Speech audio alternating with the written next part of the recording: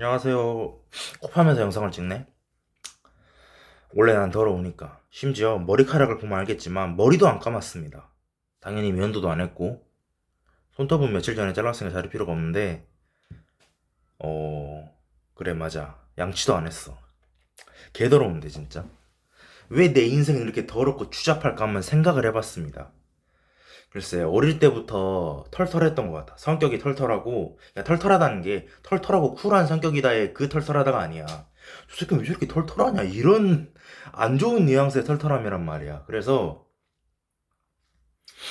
그 몽테뉴의 수상록이란 책이 있잖아. 이게 몽테뉴의 수상록이란 책이 있거든. 어떻게 보면은 어 몽테뉴 수상록처럼 스웩을 가지고 살아가는 걸 수도 있겠지만 난 그런 스웩이 없잖아. 여기 지은이의 말에서 뭐가 나오냐면은 정말 어그로 대마왕의 명언이 나옵니다. 독자 여러분, 이렇듯 이 책의 소비재는 바로 저 자신입니다. 그러니까 이렇게 하찮고 쓸데없는 책으로 소일하지 않으셔도 됩니다. 그럼 이만 이렇게 써있단 말이야.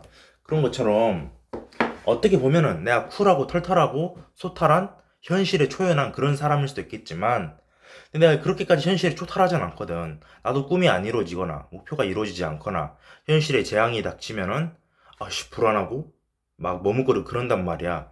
내가 아직까진 그렇게 현실에 초연하지는 못하단 말이지. 그래서 어쩌라고요가 아니라 왜 이렇게 성격이 이상해졌을까? 어릴 땐 이러진 않았거든. 물론 어릴 때도 안 씻는 건 똑같았어.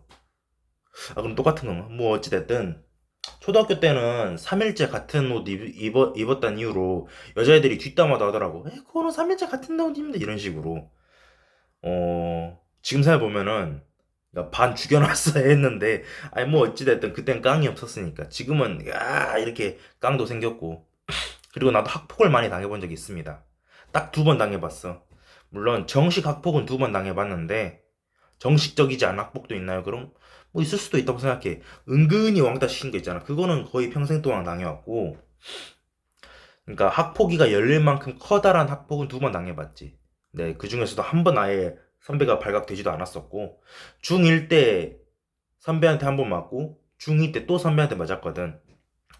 중1 때는 겨울이었습니다. 겨울에 기말고사 끝나고 애들이랑 눈싸움하고 있는데, 뭔 듣도 보도 못한 선배가 갑자기 우리한테 눈을 던지는 거야. 그래서 내가 빡치는 거야. 그때도 성깔 한 성깔 해가지고 야 이 씨발 새끼 이렇게 한마디 했는데 그 한마디 했다고 나를 개패드 패는 겁니다. 한쪽 눈에 피가 철철 날 정도로. 근데 그 선배는 안 걸렸고 중2 때는 선배한테 또 맞긴 했었는데 다른 여자 선배한테 맞았었는데 업계 포상이 아닙니다. 가로 세로 비슷하게 생긴 동그랗게 생긴 그런 여자한테 맞았다고. 그래서 너무 짜증났어. 아이 이건 좀 편견이긴 하지만 아니 맞아도 예쁜 여자한테 맞지 아니 뭐 저렇게 가로세로 비슷하게 생긴 동그란 무슨 도라에몽 같이 생긴 여자 선배한테 맞은 적이 있다니까 지금이었으면 밀치기라도 했지. 아무튼 그때 체육대회였거든. 한마디로 운동회 때였는데 체육대회 날에 중3이던 여자 선배가 중2인 우리 교실에 오는 거야. 교실이 아니라 화장실로. 그것도 여자 선배가 남자 화장실에 오는 거야. 난 양치하고 있었는데 여자 선배가 야 나가 하면서 담배를 피우는 거야. 그래서 나는 너무 짜증나가지고 아씨 뭐야 what? 이렇게 한마디 쓸 뿐이야.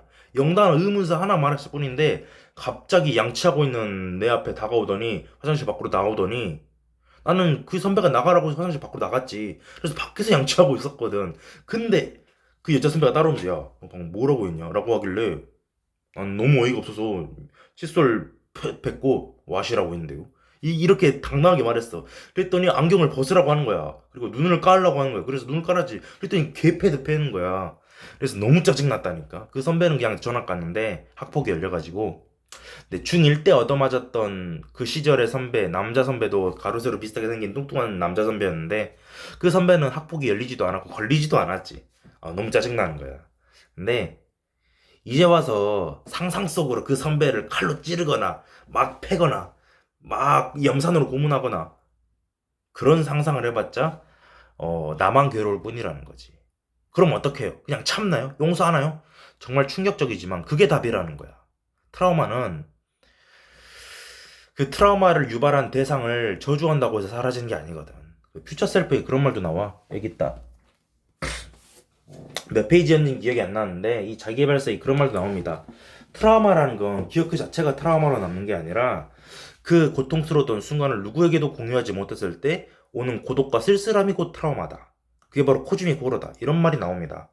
코즈미 호러라는 단어가 나오진 않지만 보통 그런 뉘앙스로 해석이 돼. 무슨 말이냐?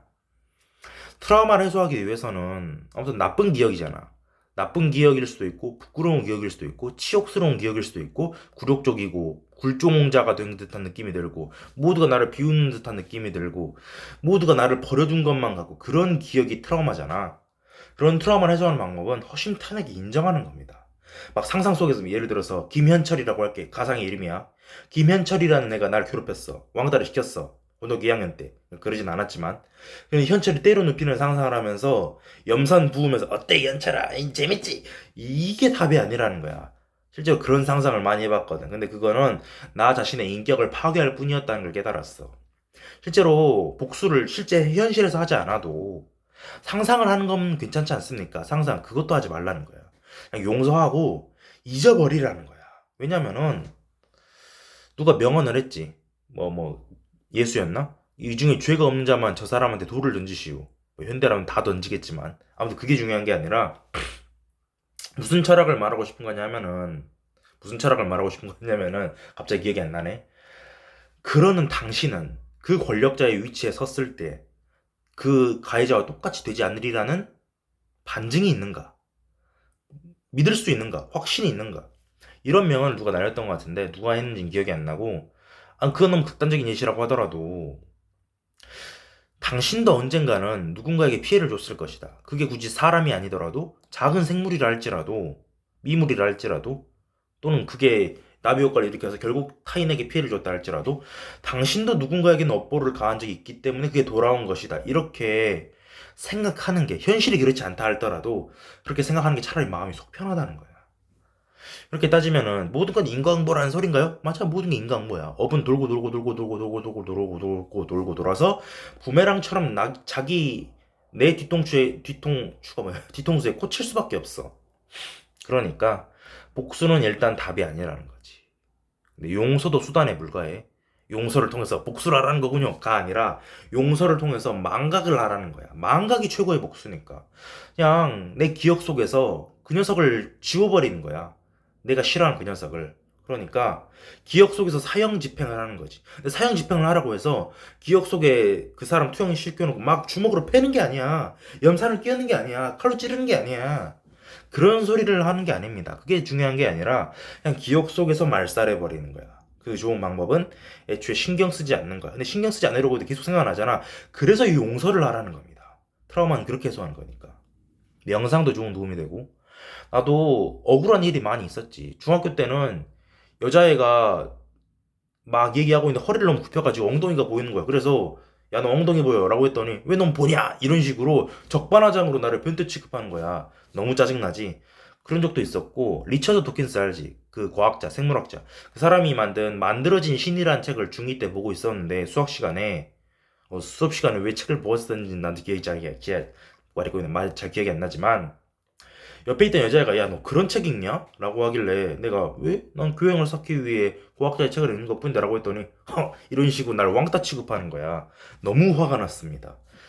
뭐 이런 자잘한 얘기 말고도 소외감을 느끼거나 고독감을 느끼거나 그런 고독한 소외감을 느낀 적은 학창시절을 통틀어서 너무나도 많이 있었지. 배정임이란 친구가 있었거든. 지금 바텐더 하는데 고1 때 배정임이란 친구한테 이어폰 좀 빌려달라고 했는데 이렇게 나를 왕따 취급하면서 째려보는 거야. 근데 얼마나 싸늘했었는지 지금도 끔찍합니다. 그렇다고 해서 정인이를 패 죽이거나 찔러 죽이거나 염산으로 부어 죽이거나 그런 상상을 하는 건 도움이 안 된다는 거야. 정인이도 나름의 사정이 있었겠지. 자기도 말로 설명하지 못하는 그런 본능에 가까운 사정이 있었겠지. 인간은 이성적인 동물이라고 하지만 사실 이성적이지 않을 때가 더 많으니까. 그러니까 정인이를 패 죽이거나 그런 상상을 해봤자 그러니까 상상만으로도 복수하는 것도 난 별로 추천하지 않습니다. 렛댐 이론이라고 하지. 렛댐이라는 자기계발서가 또 베스트셀러 된 걸로 아는데 읽어보진 않았지만 대충 내용이 추측이 됩니다. Let them 그들이 하게 내버려 둬라. 그러니까 내 기억 속에서 녹아내리도록 없어지게 만들라는 거야. 얼음처럼 딱딱한 트라우마는 그냥 용서해주고 만져주고 핥아주고 하면은 하는 건 좀 더럽고 만져주고 안아주고 계속 쓰다듬어주고 하면은 물이 되어 녹아내린다는 거야. 그리고 그 고통스러운 기억을 유머로 소비할 수 있어야지. 물론 이런 거는 2차 가해일 수도 있겠지. 삼풍백화점 붕괴 사고나 세월호 사건이나 뭐 성수대교인가? 그건 잘 모르는데 아무튼 전쟁이나 재난 등으로 인해 피해를 입은 사람들한테 업보입니다라고 말하는 건 2차 가해일 뿐이잖아. 그러니까 나도 아직은 불교의 교리를 완전히 과학적으로 증명하진 못했어. 불교의 교리가 맞는 건지 아닌 건지는 잘 모르겠지만 아무튼 업보라는 거는 있는 것 같긴 해. 카르마라고 하지. 업이 인도어로 카르마인가? 잘 모르겠는데 보통 업을 일본에서도 카르마라고 하더라고. 인도에서도. 어찌됐든 별로 헛소리를 다 하네. 여기서 끝내긴 좀 그런데 뭐 추천해줄 책이 있을까? 이 책을 강력 추천까지는 아닌데 고독할 때 읽으면 좋습니다. 혼자 있는 시간의 힘. 이 책의 저자도 30 몇 세까지 백수였대. 완전 개 니트인데. 그런 니트 새끼였지만 지금은 혼자 있는 시간의 힘 동안 그러니까 뭔 말이야. 혼자 있는 시간을 다 힘으로 전환해가지고 그 고독의 암흑의 시기 동안 자기개발 열심히 해서 지금은 인문학 교수가 됐답니다. 최고의 교수가 됐다는데 사이토 다카시. 그러니까 일본 메이지 대학교 교수. 어. 도쿄대학교 법학부 및 동대학원 교육학 연구과 박사 과정을 거쳤고 교육학, 신체론, 커뮤니케이션론을 전공했다. 대단한데? 아니 30 몇 살까지 백수였다가 이런 업적을 달성했다고? 대단하지? 그러니까 내 유튜브 채널이 그렇게 유명한 채널 아니잖아. 구독자도 9명밖에 안 되고 대부분 보는 사람들이 흔히 말하는 찐따들일 거야. 나조차도 찐따니까. 그러니까 혼자 있는 시간의 힘을 너무 고독하고 슬프게만 바라보지 않았으면 좋겠다는 말하고 싶었다 이 말입니다. 오늘 여기까지.